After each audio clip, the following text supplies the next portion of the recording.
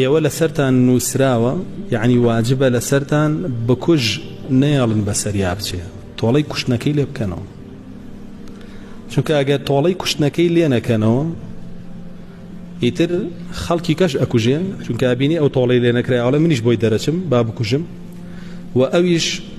لە کوشتن هەر بەردەوامە بێ ئەوەش حەقیقەتە لە وڵاتەکانی خۆمان نایبینین کە تەماشای سیرەتی ڕەسوڵ اللهکەی صلی الله عليه وسلم کوشتن لە ناو دەوڵەتی ئیسلامیان زۆر کەم بوو کە تەماشای سیرەتی سەحابەکانی ژەکەیت و خولەفائی ڕاشیدین بە هەمان شێوە کوشتن لە ناویانە زۆر کەم بوو بۆ لەبەرەوەی ئەوەی کە ویستوێتی بزانێ ئەکوژرێتەوە زانیوێتی بۆی دەرباز نابێ ئیلا ئەکوژرێتەوە یا لەلایەن ئەولیا ئەوە یاخود لەلایەن دەوڵەتەوە و عەدلی ژەوەیە کە عقوبەی فعلەکە بە هاوشێوەی خۆی بێ ئەوە عەدل نییە لە سجنا داینی قەڵەوی بکەیت و کە سوکارەکەشی اعتیادی هەفتانە بڕۆن بیبینن ئەوە پاراستنیەتی پاراستنی بکوژەکەیە چونکە سوورە زانی ئەگەر بەری بێی کوژنەوە تۆ شتێک یاڵی خۆم بۆتانە پارێزم با لای خۆم بێوانە هەفتانە وەرن ڕۆژێ تایوارە لە لای بن سەردانیکەن و کێشتانی ئەمە خۆی پاراستنی بکوژەکەیە ئەیتر دواییش یا داغڵی عافواتێکیەکەن یاخود بە سیناریۆی نێرن بۆ دەرەوە و نەجاتیە دەن و بۆ خۆی خەڵکی کەش ئەڵێ منیژە کوژم وەکووە بۆی دەرەچم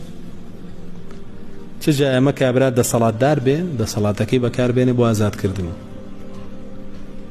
بۆیە کوشتن زۆرە ئەمڕۆ لە هەموو عالەمە بە تایبەت لە ناو مسڵمانانە زۆر سەری هەڵداوە زیادی کردووە لەبەرەوەی ئەم قیساسە کە ئەڵڵا جەل جەلاله واجبی کردووە جێبەجێ ناکرێ تەطبیق ناکرێ و لە دینی ئیسلامە ئەگەر دە کەس کۆ بنەوە یەک کەس بکوژن هەردەیانە کوژرێنەوە هەردەیان بکوژن بۆ معلوماتە عومەری کوڕی خەتاب قەضاوەتێک دێتە بەردەمی هی ئەهلی یەمەن دەرەکەوێ چەند کەسێ بەشدار بوون لە کوشتنی ئەو کەسە هەر هەمویانە کوژێتەوە ئەو هۆزەی کە قەزاوەتەکان لێکرێن ئەڵێن ئەی ئەمیری مانداران ئەوان یەک کەسیان لێ کوژراوە تۆژە بێ یەک کەس لێمە بکوژیتەوە فەرمێ سوێن بە ئەڵڵا ئەهلی سەنعا هەمویان کۆ ببوونایەتەوە لەسەر کوشتنی ئەو پیاوە هەر هەمویان مەکوشتەوە چونکە جەریمەیەکە ئاسان نییە من قتل نفسا بغير نفس أو فساد في الأرض فكأنما قتل الناس جميعا هر كسي بكوجي ببيوي شايسي كشتن به ياخد كسي بكوجي بوي فساد بربلاو بي لسرزوي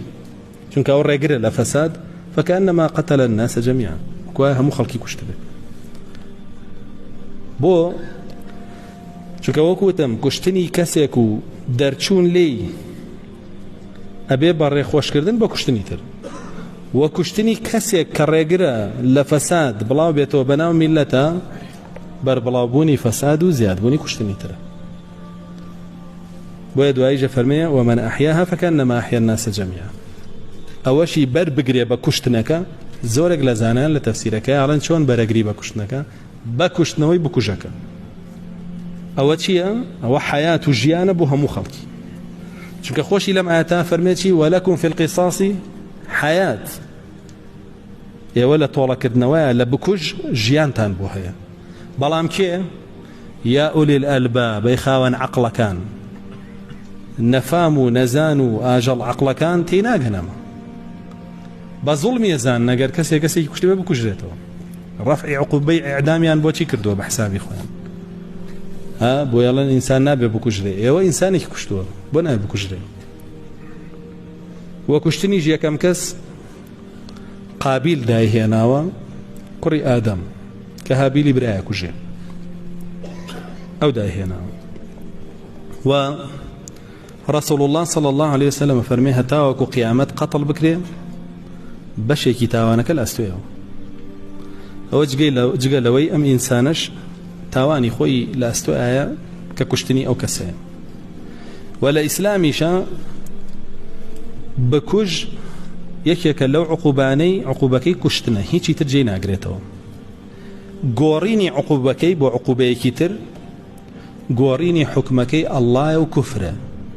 هەر کەسێ بیگۆڕێ کافرە بێ لە دین دەرەچێ بێ باشە ئەگەر بڵێ بە هەوای خۆم نایکوژمەوە یاخود ناهێڵم بکوژرێتەوە و لەگەڵەوەشە ئیماندار بێ ئەوە ئیماندار و تاوانێکی گەورەی کرد بەڵام ئەگەر بڵێ حکمەکە ئەگۆڕم باشە با خۆشم ئەو کارە ناکەم ئەو لە دین چۆتە دەرەوە پێی چونکە تەشریعەکەی ئەڵڵای ڕەت کردوێتەوە تەشریعی غەیری ئەڵڵای تەقریر کردووە وەکو ئایا غەیری ئەڵڵای پەرست بێ هیچ فەرقی نییە جا بۆی ئاەتەکە بە فەرض ئەیهێنێ لەکم فی القیصاص حەیات ولێرجە فەرمێ كتب عليكم القصاص في القتلى بکوژەکان تۆڵەکردنەوە لێیان واجبە بێ بکوژرێنەوە هەرمویان نابێ ڕزگار بن